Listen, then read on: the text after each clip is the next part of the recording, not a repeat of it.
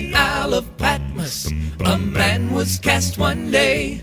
As he was left alone to die, he began to pray. The Holy Ghost fell on him, the Spirit, he came down. Well, he began to write about the things he saw. The Revelator's name was John. Talking about John. John the Revelator, he saw Jerusalem coming down. Yes, it was John. John the Revelator, and when he looked around, he saw feet like brass, eyes like fire, heard a great voice saying, "Come up higher." It was John the Revelator. He wrote about the city of God.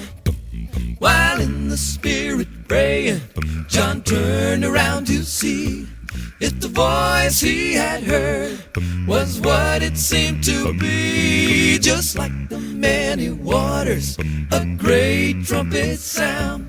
Well, he said, "I am the first and last." The Revelator wrote it down. Talking about John. John the Revelator, he saw Jerusalem coming down. Yes, it was John. John the Revelator, and when he looked around, he saw feet like brass, eyes like fire, heard a great voice saying, "Come up higher." It was John the Revelator.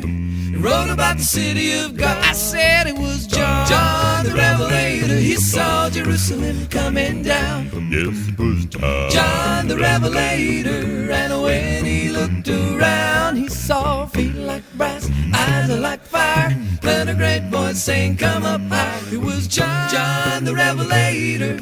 He wrote about the city of God. I'm talking about John the Revelator. He saw Jerusalem coming down. Yes, it was John. John the Revelator, and when he looked around, he saw feet like brass, eyes like fire, heard a great voice saying, "Come up higher." It was John the Revelator.